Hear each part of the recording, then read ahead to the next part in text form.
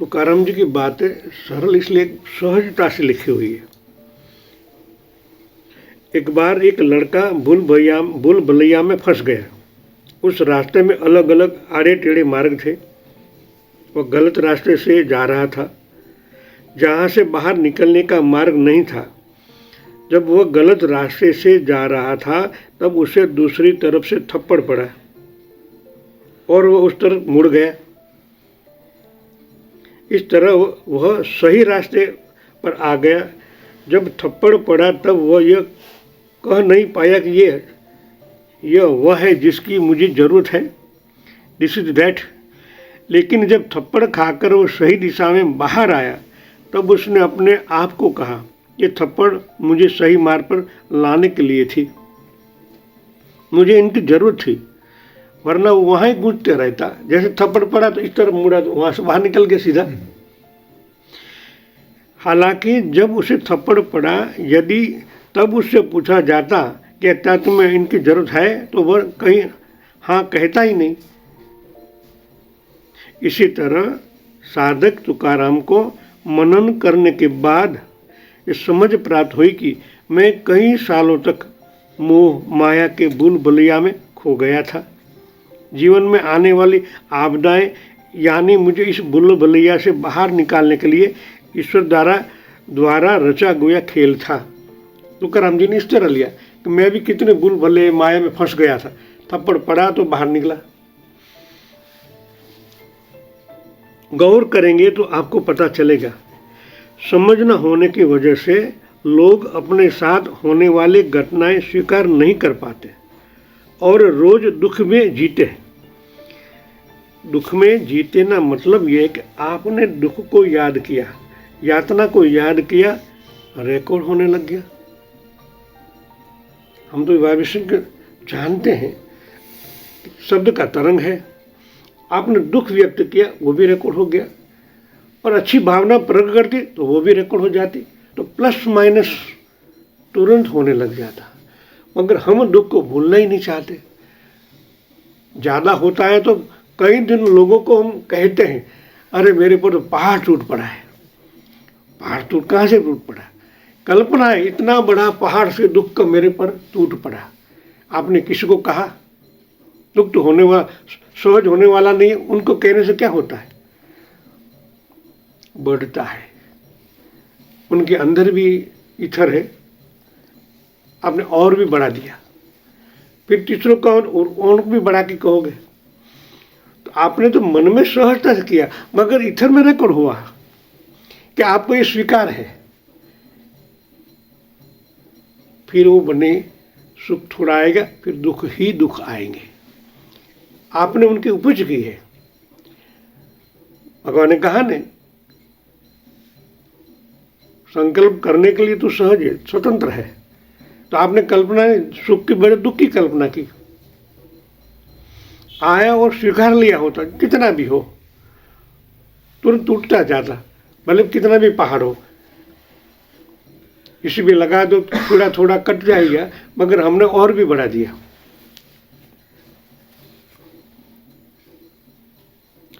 इससे बाहर आने के लिए उन्हें समझ द्वारा प्राप्त साहस चाहिए। असल में सत्य की राह पर चलने का साहस और समझ हर इंसान को चाहिए, क्योंकि सत्य मन को अतार्किक लगता है, तार्किक नहीं अतार्किक लगता है। जब मन यह न माने कि इस घटना की मुझे जरूरत है, तब आप दृढ़ होकर अपने मन से कहें, यह वही है जिसकी मुझे जरूरत थी। साधक तुकाराम अपने जीवन में घटी हर आपत्ति की तरह देखकर यह कह पाए कि यह मेरी जरूरत है, यह घटना होना मेरे लिए शुभ था। अतः कभी ऑफिस में कोई सहकर्मी आपका आइडिया चुराकर उसे अपने नाम से प्रस्तुत कर दे और इसके लिए उसे श्रेय और कामयाबी मिल जाए, तब भी आप यह याद रखें और कहें, यह वह है जिसकी मुझे ज़रूरत थी। हालांकि मन तो यही कहेगा, मैं नहीं मान सकता कि इनकी मुझे ज़रूरत है, लेकिन भविष्य में क्या होने वाला है, मन को इसका कोई ज्ञान नहीं है। ये ज्ञान केवल ईश्वर को है। और वह हमारी ज़रूरतों का ख्याल बहुत अच्छी तरह रखते हैं। इसी कारण साधक तुकाराम अकाल की समस्या में उनके देनदारों का कर्ज माफ कर पाए।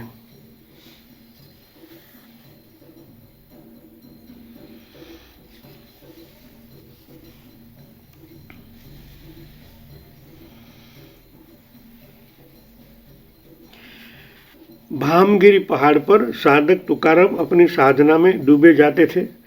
एक दिन उन्होंने संकल्प किया कि जब तक सत्य प्राप्त नहीं होती तब तक मैं इस पहाड़ पर से वापस नहीं लौटूंगा। साधक तुकाराम के अंदर अब सत्य प्राप्त करने की तीव्र प्यास जागृत हुई थी। उनकी प्यास की तीव्रता इतनी थी कि वह उदाहरण में समझ जाए। माँ बच्चे को बहलाने के लिए खिलौना हेतु नए नए खिलौने लाकर देती है ताकि बच्चा कुछ समय माँ से अलग होकर उन खिलौना के साथ खेले। अतः बच्चा उन खिलौना के मुंह में फंसकर थोड़ी देर के लिए माँ को भूल जाता है, मगर कुछ समय बाद बच्चा सभी खिलौने हटाकर माँ के पास रोने लगता है। तब माँ को सारा काम काज छोड़कर बच्चे के पास आना ही पड़ता है। बिल्कुल इसी तरह साधक तुकाराम ने माया के सभी खिलौनों से उबकर अब ऐसा संकल्प किया था, मुझे केवल ईश्वर ही चाहिए, उससे कम कुछ नहीं। मेरे प्राण जाएंगे तो भी कुछ हर्ज नहीं, मगर अब मैं ईश्वर प्राप्ति के अलावा शांत नहीं बैठ सकता। ऐसा तीव्रतम संकल्प होता है तभी परमात्मा को आना पड़ता है। रुदन है ना, प्रार्थना है, रुदन प्रार्थना में कन्वर्ट हो जाती है। जिस तरह माँ बच्चे की पुकार सुनकर आ जाती है ना, इसी तरह हमारा पर इतना अंदर से उठनी चाहिए, परमात्मा आपको आना ही पड़ेगा। और मेरा यही संकल्प था। मैं माँ भगवती के कच्छ में गया था, कहा था माँ यहाँ तेरे दर्शन का ये दे पड़ेगा और कुछ ना कुछ नहीं चाहिए मैं। और इस तरह बैठ गया मैं। तब उनको आना ही पड़े, पुकारे हमारे हृदय की, वो हृदय में वही बैठे, आंसू से अंदर का मैल मसोटा सब पिघल जाता है, तब वो प्रकट होने लगते हैं। मैं इस अग्नि परीक्षा से बाहर आऊँगा ही नहीं। ये सिर्फ विट्ठल मावली पर निर्भर है। अगर ये मावली मुझे इससे बाहर निकालना चाहती है तो निकाले, वरना मैं सर्वनाश के लिए भी तैयार हूँ।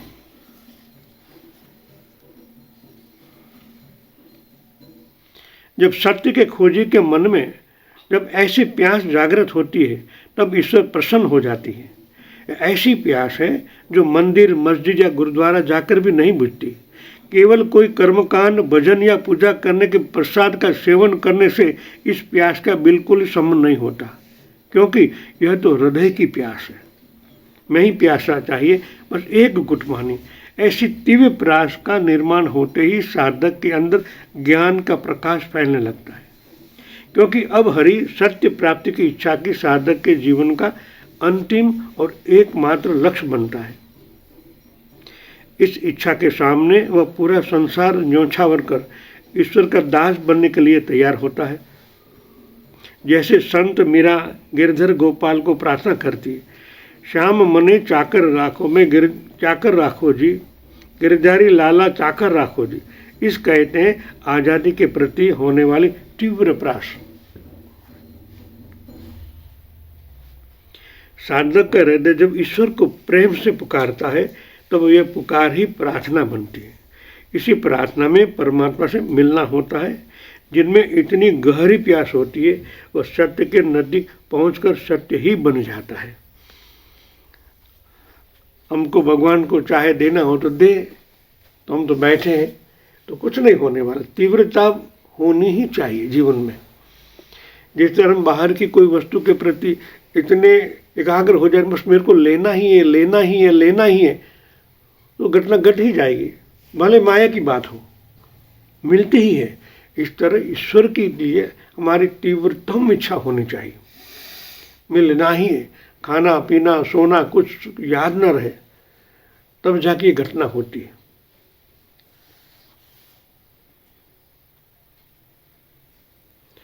साधक तुकाराम के भाव विचार और वाणी में अब केवल एक ही चीज थी, विट्ठल विट्ठल, सिर्फ विट्ठल। अब वह विट्ठल प्राप्ति की प्यास इतनी क्रिया में झलक रही थी, इसलिए वे भामगिरी पहाड़ पर निरंतर 15 दिनों तक मौन में बैठ गए।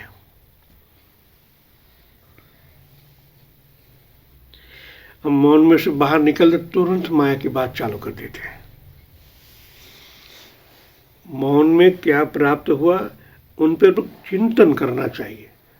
मौन का मतलब है मन से मौन, और मन से मौन होते ही नहीं। जैसे बाहर आते अच्छा कुछ अनुभव हुआ, कब दूसरे को कह दूं। कहने का तात्पर्य ये होता है आपने जैसे अंदर की बात बाहर निकाली, अंदर खाली हो गया, कीचड़ में फैल गई। जो प्यास अंदर है, जो भी अनुभव हुआ है, जब उनको देखोगे तो त्राटक से और भी अंदर गहरे में जा पाओगे। मनन का मतलब ये मन को सतत मन वहां ठिकाना है, वहीं टिकाना है। कुछ अनुभव हो गया, चाहे तो गुरु को उन स्थितियों और नहीं कहना चाहिए, मौन। गुरु और भी प्राण भर देंगे, गति बढ़ जाएगी। जहां तक सत्य न मालूम पड़े वहां तक शांत होना है, मन को शांत होकर एकाग्र होकर वहां रुकना है, मनन करना है। आज नहीं हुआ, कहाँ ना कहाँ गड़बड़ तो हो गई है। सोचना है, अनुभव हुआ नहीं हुआ तो इनके पे कुछ तो कारण है, मन का कारण हो और भी कोई आपत्ति हो, कुछ न कुछ तो है। जब उन पर चिंतन करते हैं तभी रास्ता निकलता है।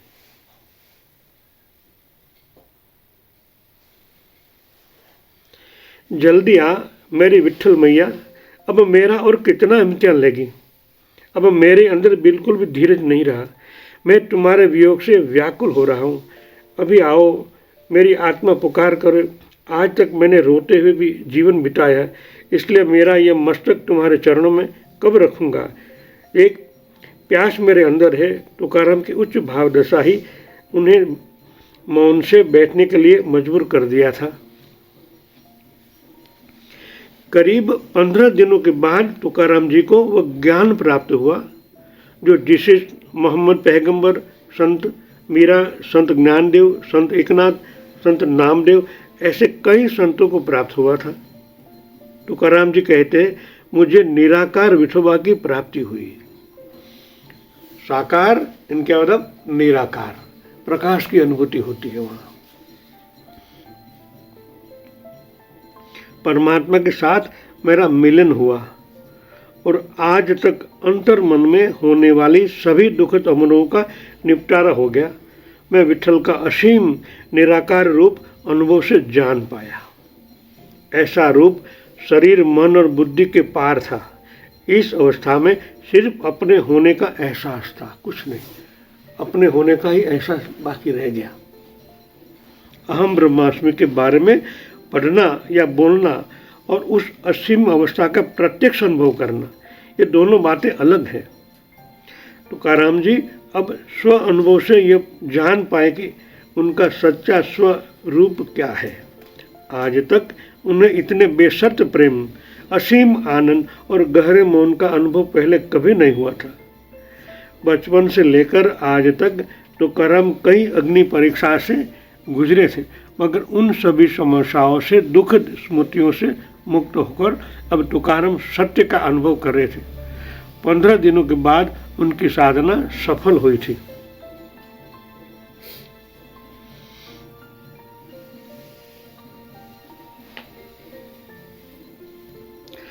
साधक तुकाराम की साधना से हमें जीवन में कुछ अमूल्य सबक प्राप्त होते हैं। इससे प्रेरणा पाकर आइए हम भी अपने जीवन में समस्याओं के तूफान आने पर दुख मुक्ति के 5 कदम अपनाकर खुशी से हिस्सेदार बने। साधक तुकाराम ने अपनी साधना के अनासक्त भाव निर्माण होने तक कार्य किया। आप भी रोजमर्रा की जिंदगी में समस्या आते ही अनासक्त भाव से उसे सुलझाने का प्रयास करें। समुद्र में तूफान की वजह से जहाज यात्रा कर में असमर्थ होता है, तब जहाज का खलासी जंजीर से बांधकर एंकर जहाज को पानी में बांधकर रखने के लिए उपयोग में लाया जाने वाला हुक पानी में डाल देता है। वह एंकर तब तक इस्तेमाल किया जाता है जब तक तूफान थम न जाता। खलासी को पता होता है कि यह समय कुछ न करने का समय है। इस समय में यदि यात्रा की गई तो जहाज के डूबने का खतरा हो सकता है। इसी तरह समस्याओं के तूफान आने पर यदि विश्वास डूबने लगे तब कुछ न करने का निर्णय ही सर्वोत्तम निर्णय है। कुछ नहीं करने का। हम जैसे समस्या आती है उनके लिए और भी तेज गति कर देते हैं। उनको मिले, ज्योतिष को मिले, बुध भुआ को मिले, कुछ निपटारा जल्दी हो जाए। तभी शांत होकर सुप्त हो जाना है। जो भी कहें लोग, हमें शांत होकर बैठ जाना है, कुछ प्रयत्न ही नहीं करना है, तब जाके समस्या का निपटारा होता है। जय सच्चिदानंद।